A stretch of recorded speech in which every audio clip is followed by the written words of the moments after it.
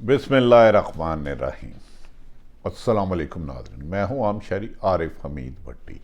नाज़रीन, साबिक़ वज़ीर-ए-आज़म और पाकिस्तान तहरीक इंसाफ के चेयरमैन इमरान खान की ज़िंदगी को फिर किससे ख़तरा है? वो कौन है जो इमरान खान को रास्ते से हटाना चाहता है?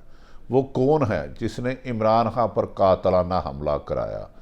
क्या वजह हुई कि इमरान खान का मुकदमा दर्ज नहीं हुआ? और उन्होंने ऑनरेबल सुप्रीम कोर्ट के चीफ जस्टिस साहब को ख़त लिखा है कि इस वाक़या की मुकम्मल तहकीकात कराई जाए और इसके पसे पर्दा छुपे हुए साजिशी अनासर जो मुल्क के मकबूल तरीन लीडर को मरवाना चाहते हैं उनके बारे में हक़ाइक़ आए। उन्होंने वाशगाफ लफ्ज़ों में कहा, साइफर के हकीकत से पीछे नहीं हटा सदर पाकिस्तान और मैं ख़ुद कह चुका हूँ इसकी तहकीकात कराई जाए। ताहम किसी भी मुल्क के साथ बराबरी की सतह पर मरासम चाहते हैं, साइफर के ना पीछे हटा था। दूसरी तरफ इमरान खान के खिलाफ घड़ी का झूठा बयानिया और प्रोपोगंडा करने वालों को मुंह की खाना पड़ी। इमरान खान ने आइन और कानून के मुताबिक तोशा खाना में रकम जमा करा के उस घड़ी को फरोख्त किया।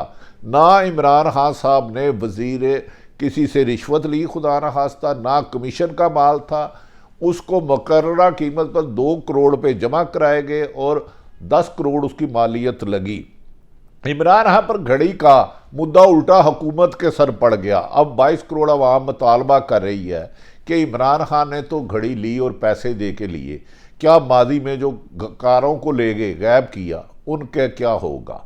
इमरान खान ने साफ तौर पर कह दिया कि मेरा किसी भी आर्मी चीफ में इंटरेस्टेड नहीं, ताहम आर्मी चीफ जो भी होगा पाकिस्तान होगा, हम उनका एहतराम करेंगे। तहरीक इंसाफ को बहुत बड़ी खबर, अच्छी खबर, खुशखबरी सुप्रीम कोर्ट से मिलने वाली है। नाज़रीन, 2 रोज़ कबल इमरान खान को डैमेज करने के लिए तोशाखाना की एक मोहम्मद बिन सलमान से दी हुई घड़ी को गलत रंग देने की कोशिश की कि अरबों रुपए की है, इसको उसने बेचा, जबकि इमरान खान साहब ने तमाम आइनी तरीके से उस घड़ी को कानूनी तरीके से हासिल किया।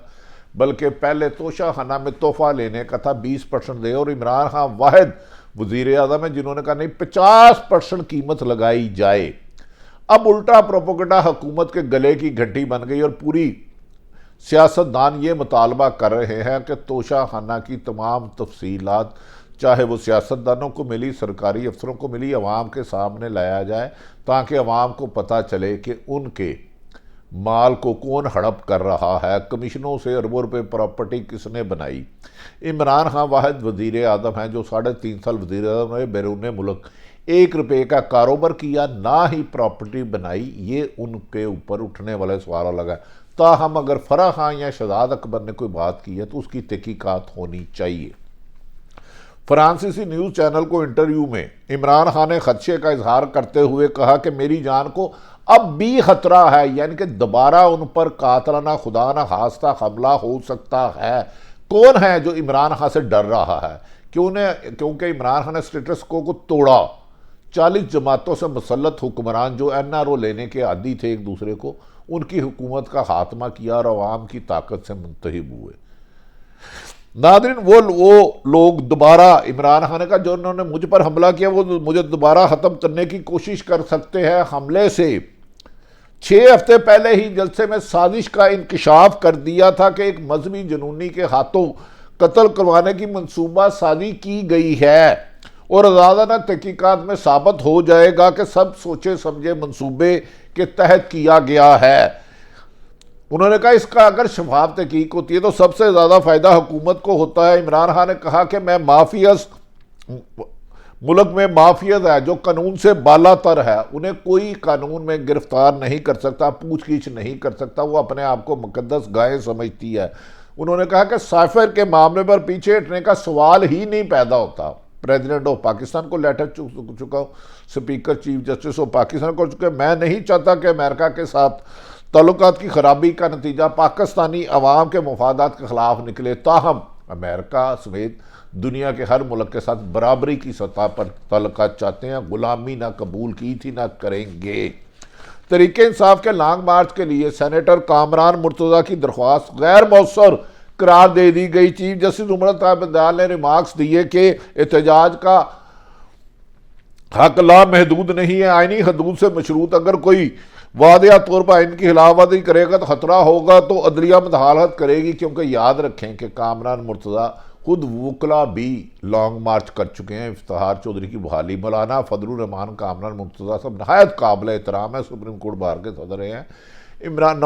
مولانا فضل الرحمان بھی 2 دفعہ لانگ مارچ کر چکے ہیں۔ آخر عمران خان کے لانگ مارچ، پورامن لانگ مارچ سے ان کی کانپے ٹانگ کیوں رہی ہیں، کیوں اس سے خوف زدہ ہے؟ ایک تو پتہ بھی نہیں ٹوٹا۔ ہاں، عوام جوک در جوک ہزاروں لاکھوں کی تعداد میں شامل ہو رہے ہیں۔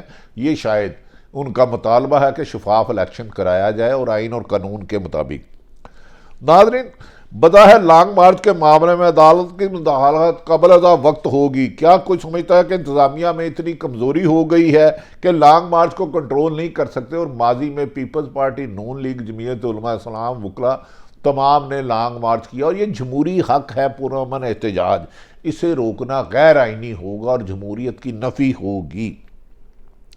ناظرین، آپ چاہ رہے ہیں، سپریم کورٹ نے کہا کہ آپ چاہ رہے ہیں کہ ڈپٹی کمشنر کا کردار ادا کرے، غیر معمولی حالات میں عدلیہ مداخلت کر سکتی ہے، یہ ایگزیکٹو کا معاملہ ہے اور انہی کو لانگ مارچ کو سیکورٹی دینا ان کی ذمہ داری میں شامل ہے، انہی سے رجوع کرے۔ یہ ایسے چھوٹے چھوٹے معاملات میں سپریم کورٹ کا وقت ضائع نہ کیا جائے۔ جب انتظامیہ کے پاس ایسی صورتحال کنٹرول کرنے کے وسیع اختیارات موجود ہیں تو عدالت مداخلت کیوں کرے؟ بڑی معقول بات کی، جس پر عمران خان کے ایک آئینی حق کو چھیننے کی جو کوشش کی گئی ناکام ہو گئی۔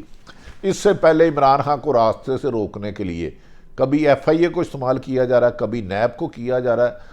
3 درجن سے زیادہ غداری سمیت مقدمہ درج کر دیے گئے تاکہ عمران خان عدالتی مقدمات کی پیشی میں رہیں اور عوامی رابطہ مہم ترک کر دیں۔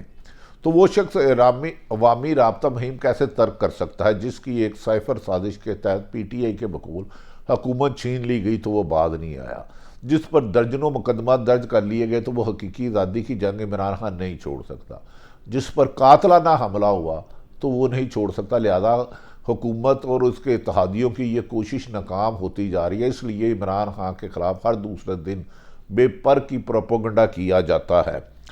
اہم تکرار کے پر حکومتی حلقوں میں نئی بحث شروع ہو گئی ہے۔ ذرائع کے مطابق نون لیگ کے بعد رہنما تکرار کی منظوری وفاقی کابینہ سے لینے کے حامی ہیں۔